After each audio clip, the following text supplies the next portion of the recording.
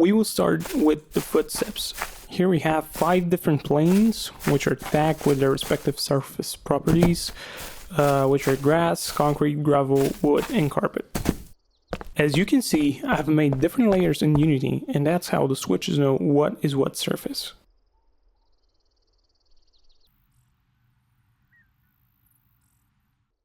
However, it's a bit of a different case when it comes to the grass and gravel paths. 90% of the walkable area is grass, so I just leave that as the default switch.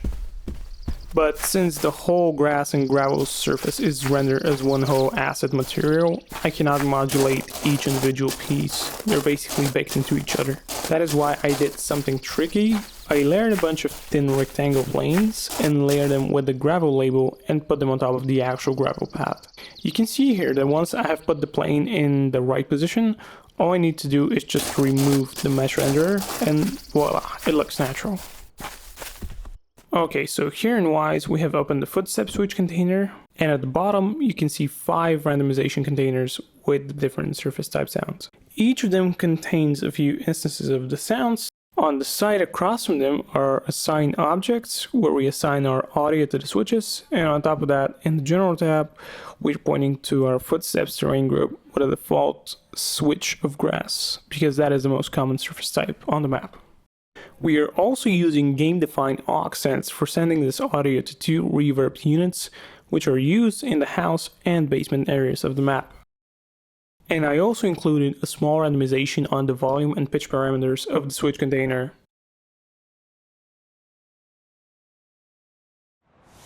First things that you notice is the 2D ambience that is running in the background, and the next thing will be the slight rustle sounds that come from these bush-like objects.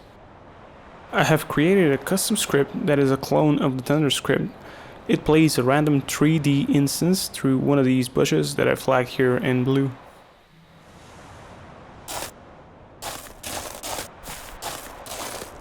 Moving closer into the trees, you start noticing another 3D instance, a small bird ambience that comes from the vicinity of the trees on the left and right of our character. Using the Wwise profiler, I show a few of the bush instances. As you can see, they're all randomized.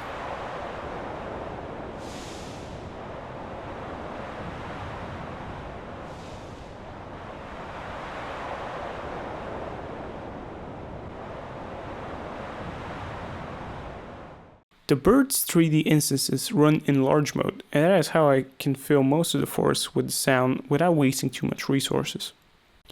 And this is a script for the leaves rustle with comments if anyone is interested in how it works. Another feature I implemented was a state for the 2D ambience.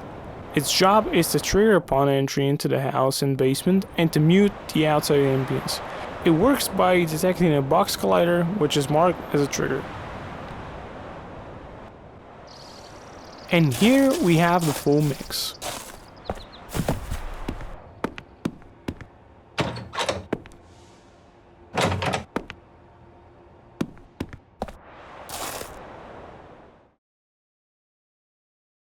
For the house ambience, I used a couple of events. Mainly, it was some space ambience and some reverbs. Here, I show another large mode single event for the house ambience. I also had a 3D event happening as well, which was the campfire sound. It had occlusion included as well as attenuation properties. The next events are the ones in the basement, which are again space ambiences, and a small light bulb sound, which is another directional sound. And then last but not least, we have to introduce the reverb zones. In essence, they're box colliders and they serve as triggers so that the game can know when the player has entered the trigger. Once the trigger sends the call to Wwise, Wwise executes whatever task it has to do. In this case, it means enabling the reverb zone while the player is inside the trigger. And the last piece of the house ambience are the doors. The door has a similar mechanic to the reverb zone in that it uses a box collider as a trigger. However, the difference is that the trigger is working only on player input. Coming back to Wwise, I will now showcase the most advanced sound I implemented in this demo.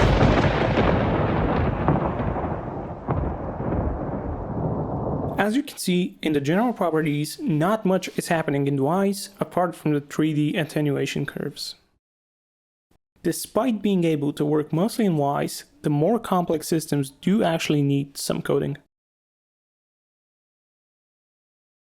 And here is the attenuation graph for the thunder. For this showcase, I spawned the player character on top of the house so that it is vertically closer to the thunder instances.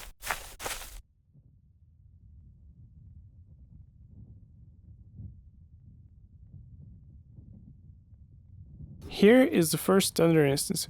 You can see that its attenuation sphere is pretty big. Each instance also spawns in 20 seconds at a random location on the map.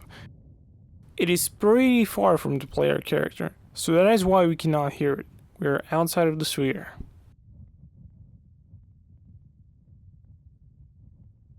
Here we were just barely in it, so we barely heard it.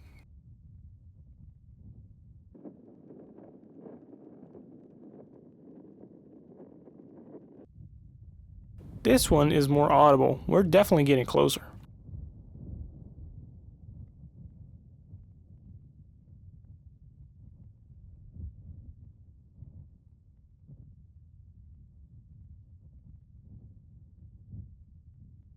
This one is pretty close too, but not close enough to where we can get all the sound information due to the filters that we have on. If a thunder instance was right above us, it would actually be very sudden and loud, almost deafening, just like a real thunder sound would be.